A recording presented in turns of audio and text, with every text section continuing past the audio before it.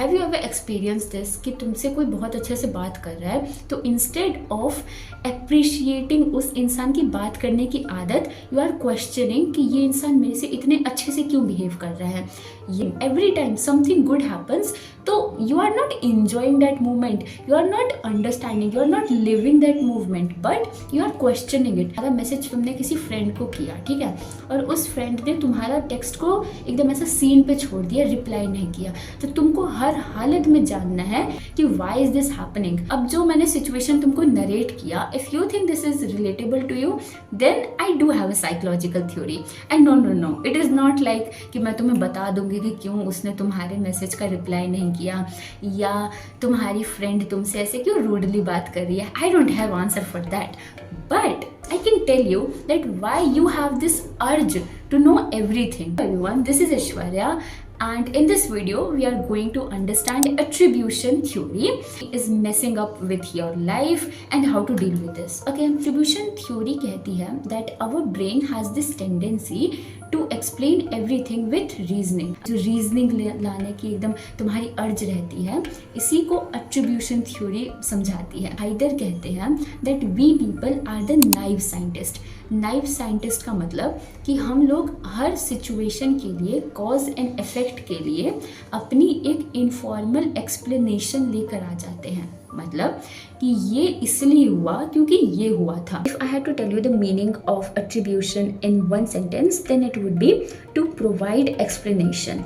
अब एक्सप्लेनेशन तुम्हारा इंसान की पर्सनालिटी पे बेस्ड होगा या उस इंसान के परिस्थिति पर, ये भी डिपेंड करता है। इसलिए हमारे पास एट्रीब्यूशन के दो कैटेगराइजेशन आती है, पहला इंटरनल एट्रीब्यूशन और दूसरा एक्सटर्नल एट्रीब्यूशन। इंटरनल एट्रीब्यूशन के हिसाब से तुम किसी भी इंसिडेंट का कॉज उस इंसान की पर्सनालिटी को देते हो। फॉर एग्जाम्पल कि तुम्हारे क्लास में एक लड़की लेट से आई, तो तुम ये कहोगे कि यस, इसका नेचर ही केयरलेस है।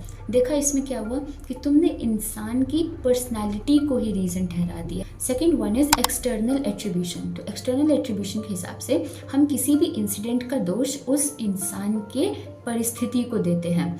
अब flip the situation, for example, अब जैसे कि तुम अपनी क्लास में लेट आए, तो तुम क्या रीजनिंग दोगे इसके लिए? ऑटो वाले भैया को और पैसेंजर चाहिए थे, मेट्रो बीच रास्ते में रुक गई, राइट? तो इधर क्या हुआ कि तुमने अपनी सिचुएशन को ब्लेम किया। अब तुम थोड़ा जूम आउट करके देखो। वन इज फंडामेंटल एट्रीब्यूशन बायस। तो इसके हिसाब से क्या होता है कि जब भी कोई सिचुएशन होती है ना, तो we are likely to blame an individuals personality rather than understanding their situation. For example, कि अगर तुम रास्ते पे अपनी गाड़ी चला रहे हो, ठीक है, उसी टाइम तुमको किसी ने ओवरटेक कर दिया। अब तुम जैसे उस इंसान ने तुमको ओवरटेक किया ना, तो तुम्हारी ज़ुबान से 3-4 अपशब्द निकलेंगे। अब हुआ क्या कि तुमने सीधा कह दिया कि यार इसको तो गाड़ी चलानी नहीं आती, कैसा इंसान है, कैसे गाड़ी चला रहा है ना, rather than understanding कि ऐसा भी तो हो सकता है कि उसको कोई अर्जेंसी होगी। नहीं, तुम ये सब नहीं कहोगे, तुम कहोगे कि यार उसको गाड़ी चलानी ही नहीं आती। तो देखा इसमें तुमने क्या किया कि you are blaming that individuals personality rather than understanding their परिस्थिति।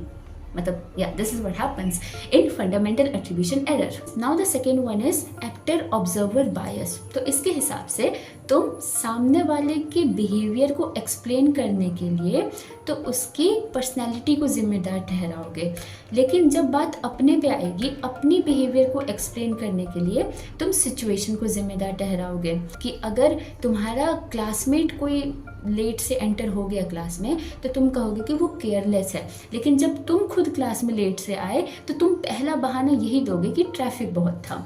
Now the third one is self serving bias. तो इसके हिसाब से क्या होता है कि जब हमारे साथ कुछ सक्सेस सा होता है ना, तो उसके लिए हम खुद क्रेडिट लेने पहले आ जाते हैं, मतलब इंटरनल एट्रीब्यूशन। लेकिन जैसे ही हमारे साथ कुछ फेलियर टाइप्स होता है, तो हम उसके लिए अपनी सिचुएशन को ब्लेम डाल देते हैं। फॉर एग्जाम्पल कि अगर तुम्हारा टेस्ट हुआ, ठीक है, और टेस्ट में तुम्हारे ज़्यादा मार्क्स आए, तो तुम कहोगे कि यार मैंने तो मेहनत करी थी तब ना मेरे इतने मार्क्स आए। लेकिन अगर उसी जगह तुम्हारे टेस्ट में कम मार्क्स आए, एकदम ख़राब मार्क्स आए, तो तुम कहोगे कि यार पेपर ही टफ सेट किया था, जिसने पेपर सेट किया था उसने हमारे लेवल का ही पेपर नहीं लगाया। इट इज़ जस्ट लाइक कि you are blaming the situation. जब तुम्हारे फेवर में चीज़ें नहीं चल रही तो तुमने सिचुएशन को ब्लेम किया, लेकिन अगर चीज़ें तुम्हारे फेवर में चल गई तो तुम उसका क्रेडिट लेने के लिए सबसे पहले आ गए। Fourth one is defensive attribution. तो इसके हिसाब से हम किसी भी इंसिडेंट के लिए एक इंडिविजुअल की किस्मत को ब्लेम ठहरा देते हैं, ठीक है। फॉर एग्जाम्पल कि अगर किसी के घर में चोरी हो जाती है तो तुम कहोगे कि यार इसका ना किस्मत ही ऐसा था।